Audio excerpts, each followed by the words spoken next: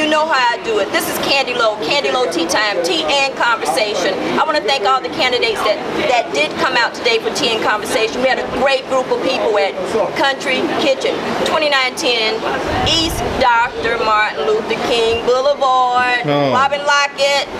Listen, these are some of the candidates that showed up. We did have Bob Hendrickens did come out, Sissy Sullivan did come out, Carl Henson did come out, Orlando Goods did come out running for City Council District 7. Got to put that in there. I am the campaign manager for him.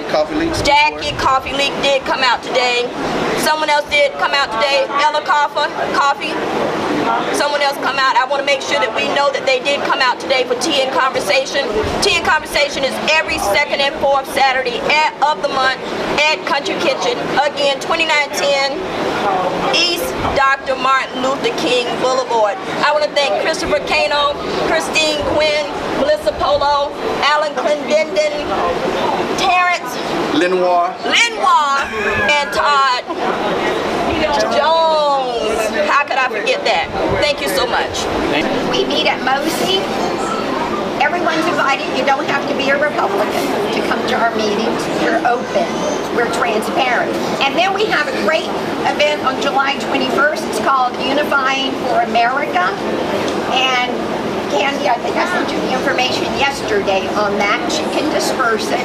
And it's Unifying for America. And we'll be watching, it'll be a watch party for the last night of the convention. But it's about unifying. It's not about separating and dividing and all of this PC stuff. I came home crying from school one day. Somebody bullied me, teased me, and my mother and father told me about sticks and stones can break your bones, words can never hurt you. I went back, smiled, kept smiling, and never had another problem. So I went from the outhouse to the state house, and there were a few of us that went from outhouse families to the state house, and we're proud of it. And we did not forget what it took. Thank you. District 2, it's a countywide seat. The Soil and Water Conservation Boards were a product of what happened in the Dust Bowl in the 30s.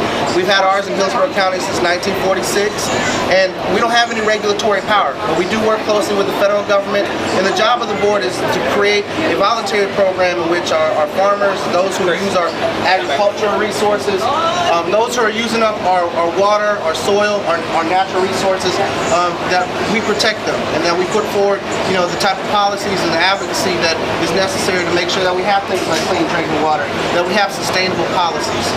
It's an unpaid board, don't get a dime to do it. Deb and I are actually running against each other for the same seat.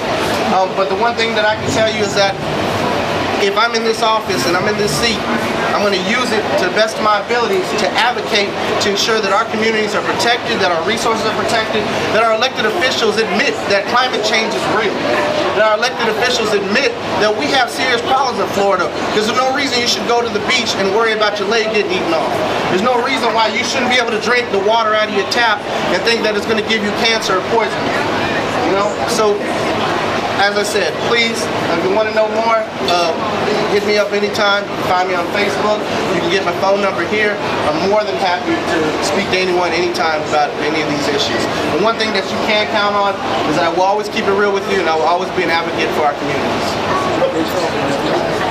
So, the question was about minority contracts, and again, I think it expands into a much bigger issue. How many people remember, people at least who are my age or maybe a little bit, how proud people were of community schools?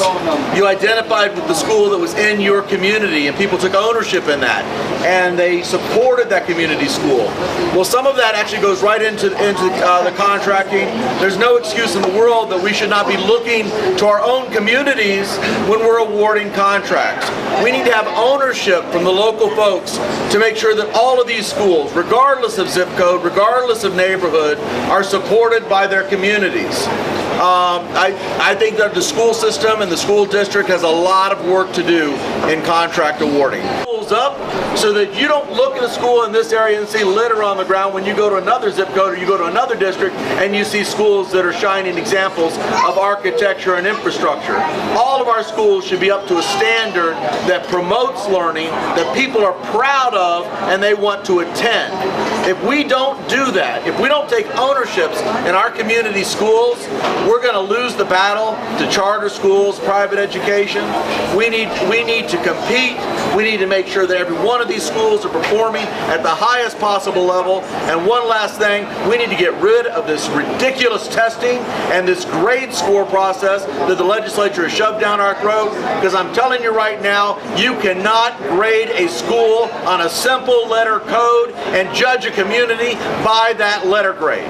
First thing is making sure that vendors not just sign up, but that they get the information for bidding. Make sure that the bidding process is fair. And not only that, a lot of times a bidding process you have to have a person on there to get the bid, but then when the bid actually happens, you don't use those contractors, you just use it to get the bid. So I've seen the process. So it's not just making sure, they had enough minority contractors to win the bid, but are you going to use those when their check comes down, when it's time to hire, and then somebody needs to hold them accountable. Who's really on the job site sitting if you're using those minority contractors? And then making sure that the information gets out in a timely manner, making sure that it's not a ridiculous process to even become a vendor, and then once you become a vendor, helping me. And Mr. Ballard did a good job when he started the Supplier Diversity Office of helping us. We were one of the first $1 million contractors for the school district, but we had somebody helping us and then partnering us, teaching us what we needed to do. So understanding how to bid and what it means, because I may have the skill, but if I don't understand the bidding process, then I'm still left out in the open. So it's all about educating our contractors and making sure that am I not just at the table, but that I'm getting a piece of the meat from the table. So not underlying issues that happen overnight. So when people say, fortunately, Jackie got $1 million, but what about, like I said, the individual who's been on there and only got $600, but he or she been on there for 10 years? Why do we have to create a separate set of standards for other individuals? Simply because we have not for so long done right by people, mainly people that don't look like me, people that look like our Asian and our Latino brothers and sisters. So until we get leadership down there that says, hey, we need more people at the table that does not mirror me, and making sure that individuals from certain communities are getting what they need. This is not we have to get back to what we know a clarion call is on our community. This minority contract stuff, this is nothing new. This is the same stuff we argue about every year. You go down there, got this thick at the vendors list. You can go through it, like you say, Jackie Company might be on there, Connie Company might be on there. You thumb through it, Allen Company, Chris Company, her company. It's all the white companies on there, keep getting the same money over and over, and then you say, well, we're not getting any money. Because for one, no one really wants to give you those dollars, but we'll give you a little crumbs to keep you moving forward. So until we get leadership that says, hey, the tabletop is new, but the legs need to be repaired, and the legs haven't been repaired. And we keep doing the same stuff over and over, whether it's with the school board, county commission, city council, the Tampa Port Authority, and airlines. We're going to continue to get this. We'll have these same conversations where Stanley's saying, I want to see what black folk are getting. Okay? What are we getting? And everybody's not getting their fair share, and we know it's not going to happen. But until we go down there and demand and have people in the room that say, hey, my product's just as good as Chris's product. It's the old adage your grandma always told me. The white man's ice is colder than mine, but what's the difference? There's no difference. Because our mindset. That's why we're dealing with what we're dealing with here. We got to get back to humanity, to get back to loving people and respecting people in their places. Okay? And if not, we're going to continue to have these same conversations no matter who get elected, come on. Go to my website, ask the community, that's in and everybody. Stop giving our votes away, and then we get upset when they don't do like we want them to do. We got people like Stanley who are going to call it out, or Candy Lowe. End of conversation, thank you. Hi, I'm Christine Quinn. I'm running for U.S. Congress here in the 14th District, and I want to thank you for your words of wisdom that he's trying to say. But the issue really isn't minority. I'm a woman in business. I face the same kind of problems when I try to go in and get contracts because I'm a woman. That's not the problem. Here's the problem. We need to have a better education on how to write the contracts. How do you get those contracts? If you want to go in and get a contract, you have to know what you're going to, you have to state facts. You have to know how to write that contract out.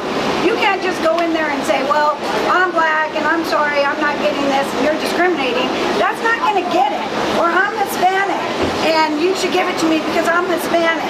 No, We need to have classes that I can teach you, or put together classes so you can go and learn how to write those contracts that will say the information that needs to be said, that's going to compete with those big guys who have lawyers and attorneys that can write those contracts. It's not a minority issue. It's an issue of not having the proper information and how to relay that information to get those contracts. They want qualified people. They will give the contract to those people who have the insurance, that have the capability, who have the equipment, who have the manpower. The problem is you're not writing that down. You're going in and writing in these contracts and hoping that you get it because you're a minority. That's not going to cut the mustard. I want the best guy for the job, and I think it takes training. I want to set up training programs that are going to help minorities that don't know how to write the contracts, write those contracts. And I can put those things together as a former educator, as a person that has education from superintendents all the way down to kindergarten teachers in my family. I will show you, or put together a group of people that can show you, if it's a volunteer group, but let's go and work on how we develop those contracts. Let's start to write those contracts correctly, and then you can go get the right insurance, get the right equipment, get those right people that are going to be able to get you that contract. And that's what we need to do. So Christine Quinn, U.S. Congress, 14th District, let me help you win those contract bids. I heard what the young lady said, and I think the issue was minority contracts, was it not? Absolutely. I respect some of the things you're saying, but not all of it. It's institutional. It's called institutional racism. In the school system, the police department, in the public, and all over. It's not about training, because I can train all I can want to train, put all the knowledge there. But we have to have people at the table who are going to allow and give those contracts to people. Minority people, not just black people, but Hispanic, Indian, whatever. So women as well. That's all a part of minority. But again, we have to have people that are at the table who are not afraid to walk on eggshells, who are not afraid to speak out and say, that's wrong. We need a system of checks and balances, which we don't have. Everyone knows that. For me to hear he ain't qualified, hell, I could be qualified all day long, and if I ain't got the right people on the board to say, give those votes to give it to him, I ain't getting it. It doesn't work that way. I'm sorry. I've been around a long time. I was at the Black Lives Matter last night and heard some things about the police, and I understand them to say certain things. All police aren't bad, but again, it's an institution. You think that me being a police officer 26 years, I didn't face racism, I faced it as worse. Saw things that I couldn't really say, but after growing within myself and not being fearful of the establishment, again, not being an eggshell person, this young man, he knows me, he's been around. You know I speak out truth and power, but I don't care who you are, to be the chief, the mayor, whoever. If it's damn it wrong, it's wrong. And that's what I do. I speak on injustice, and that's who I am. When it's wrong, it's wrong. But I look at this. I'm running for District 7, a sliver of Silver Springs, North Tampa, Temple Heights, Forest Hills, and I got my new Tampa Palm people. It's a disconnect in the district. It's a big disconnect. But again, I'm a soldier. I put the work in. I worked in all communities. So I know how to be a foot soldier and work for all people. And I know how to bring that together, because what New Tampa wants, my North Tampa, South Tampa have to be along the same boat and say we're going to get it, but by the same token, they've got to do the same thing to say this is what they need, we're on board for District 7, not for an individual portion of the district. And that's where the disconnect lies. I know I'm the candidate that can do that, because none of the guys in this race, I'm not an establishment candidate, and I know that. I don't care, because I speak truth to power.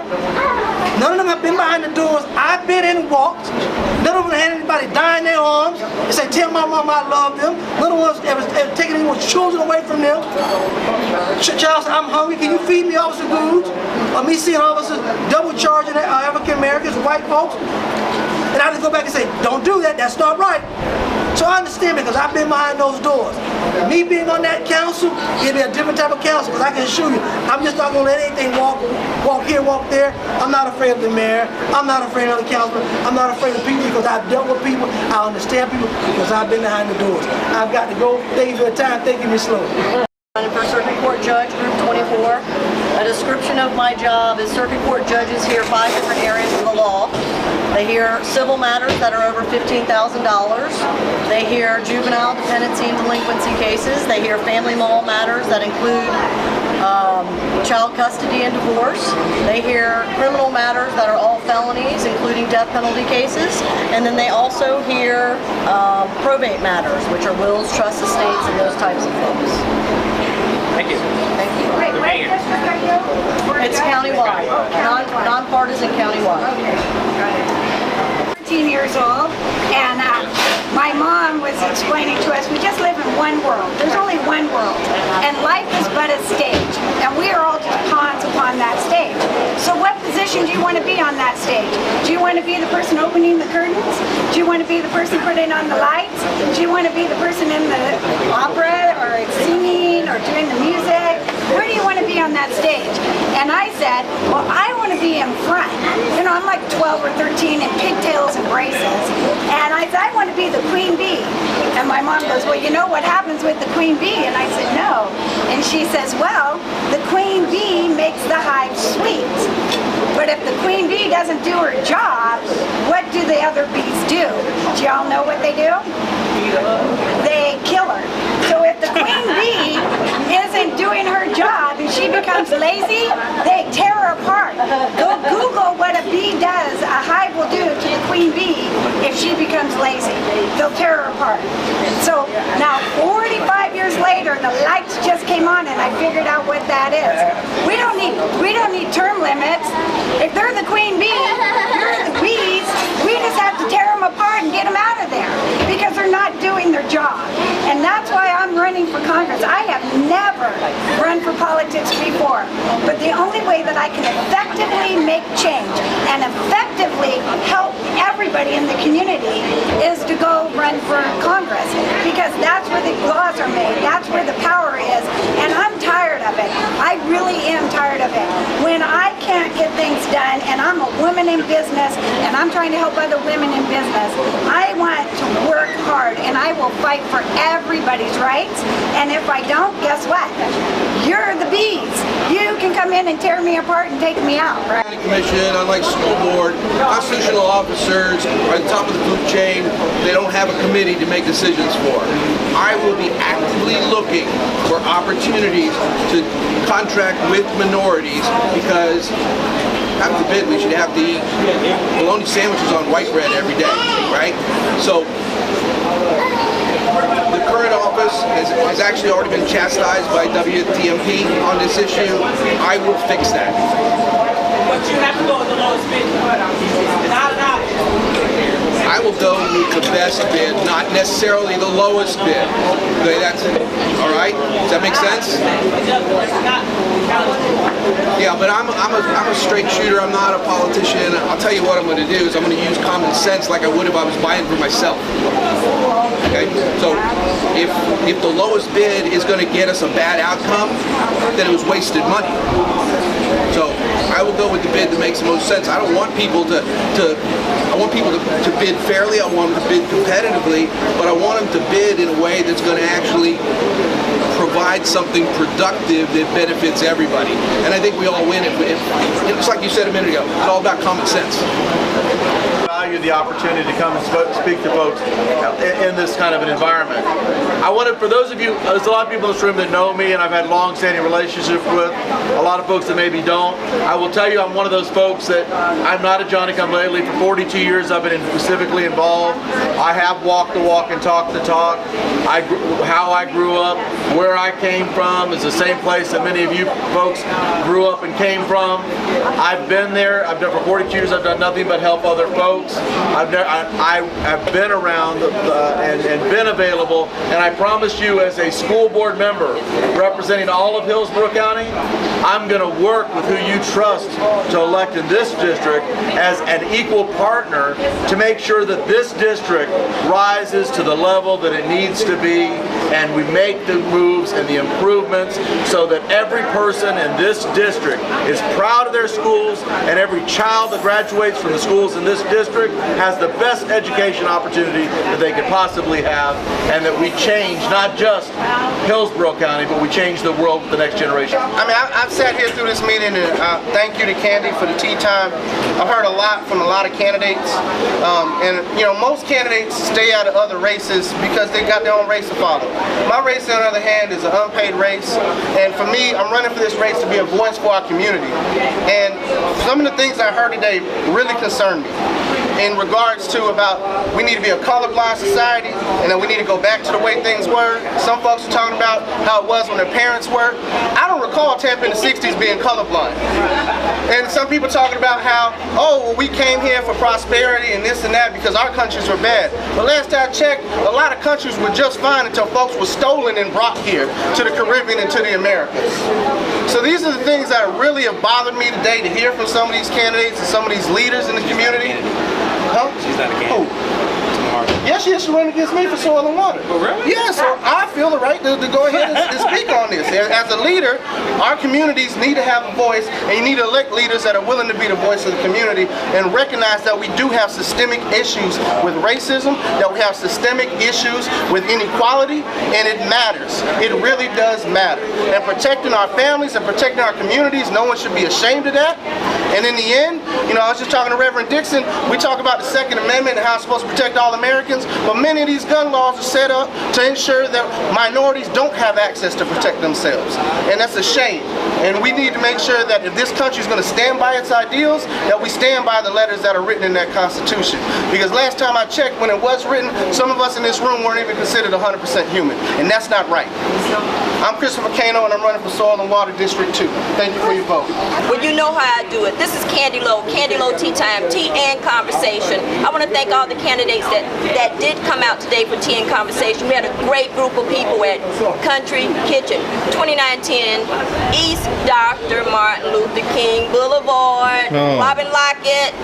Listen, these are some of the candidates that showed up. We did have Bob Hendrickens did come out, Sissy Sullivan did come out, Carl Henson did come out, Orlando Goods did come out running for City Council District 7. Got to put that in there. I am the campaign manager for him.